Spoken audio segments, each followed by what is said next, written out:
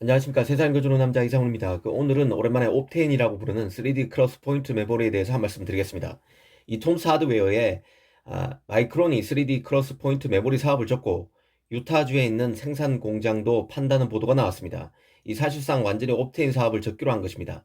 아시다시피 옵테인은 D램과 낸드의 장점을 차용한 제품입니다. D램 특징에 더 가까운데요. 이 속도는 빠르지만 가격이 비싼 D램과 이 속도는 느리지만 저렴한 낸드 사이에서 가성비가 좋은 제품을 목표로 인텔과 마이크론이 협력해서 내놓은 제품이 바로 옵테인입니다. 이 마이크론은 3D 크로스 포인트, 다른 말로 옵테인에 대한 고객 반응이 뜨겁지 않았고 수요 부족으로 비용을 정당할 만큼 생산을 확장하기도 어려웠다며 사업을 접는 이유를 밝혔습니다. 한마디로 돈이 안 돼서 이 가능성만 보고 무작정 끌고 가기에는 어렵다는 판단을 했다는 뜻입니다. 현재 유타 공장은 다수의 인수 후보들과 접촉 중인 상태로 알려졌습니다. 이 마이크론은 옵테인 생산 중단과 공장 매각으로 연간 4억 달러 비용을 줄여서 다른 곳에 투자한다는 보관도 밝혔습니다. 이를 어떻게 봐야 할지 마이크론 입장에서 또 인텔 입장에서 삼성이나 다른 업체 입장에서도 한번 따져보겠습니다. 이 사실 옵테인은 시장 연착륙에 실패한 제품입니다. 여기에는 손을 맞잡은 인텔과 마이크론이 서로 다른 생각을 했다고 볼 여지가 있는데요.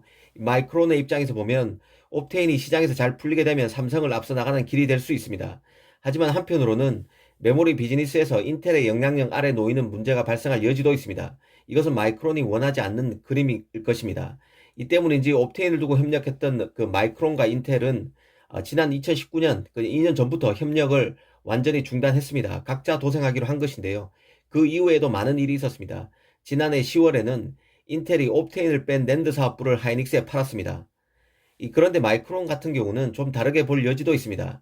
마이크론은 지난해 11월, 그러니까 2020년 11월만 해도 데이비드 진스너 CFO 입을 통해서 옵테인 기술을 활용한 메모리 및 스토리지 솔루션 제품군을 수년 내 출시할 계획을 밝혔었습니다.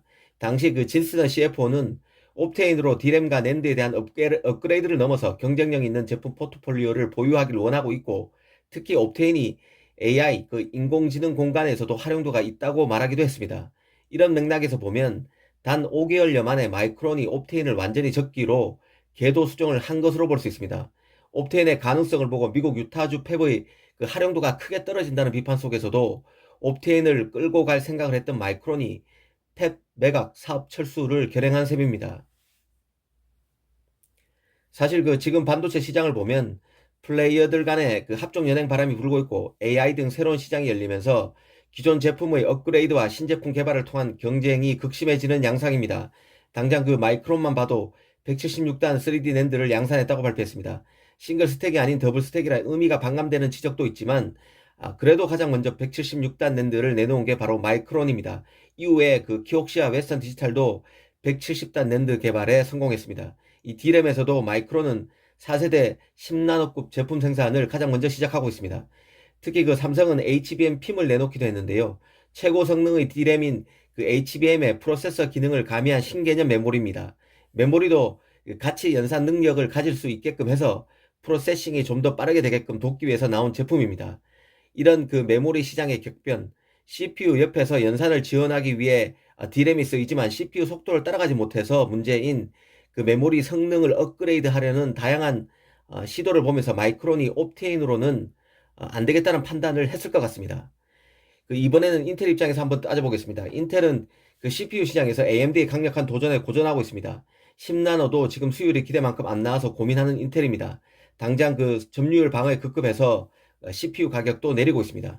이 핀치로 밀리고 있는 인텔 입장에서는 차세대 CPU를 내놨을 때 이 제품을 구매할 메리트를 높이기 위한 지렛대로 옵테인을 활용할 여지가 있다는 분석이 많았는데요. 하지만 이것도 핀치로 몰린 인텔이 CPU 공정 개발을 무난히 잘 해낼 때나 가능한 얘기입니다. 음식점으로 비유하면 인텔로서는 CPU가 메인 디시고 옵테인은 사이드 메뉴일 뿐입니다. 틈새 상품인 거죠. CPU가 총체적으로 흔들리는 판에 사이드 메뉴에 신경 쓸 겨를이 인텔로서는 없을 것입니다. 이 삼성 하이닉스가 주도하는 D램에 충격을 주겠다는 인텔의 시도는 사실상 이제 어려울 가능성이 큽니다. 인텔의 옵테인 사업 철수 가능성도 CPU 개발 진척 사항과 맞물려서 이 가능성을 배제하기 힘들다는 생각도 하게 됩니다.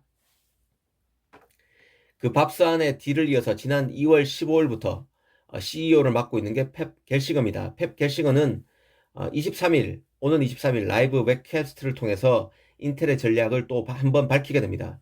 인텔의 그 로드맵을 후퇴시킨 7나노 공정 개발 진척과 관련한 일종의 시사점을 줄 것으로 보입니다. 이 사이드 메뉴인 옵테인은 결국 메인 DC인 CPU 연착륙 여부에 종속된 변수입니다. 인텔이 그 메모리에서 마지막까지 껴안고 있는 옵테인이 AMD CPU를 견제할 수단이자 향후 더 커질 수밖에 없는 메모리 시장에 균열을 줄 수 있는 제품으로서 기능하려면 결국 CPU가 잘 돼야 합니다. 오늘은 옵테인을 둘러싼 마이크론의 결정을 살펴봤습니다. 감사합니다.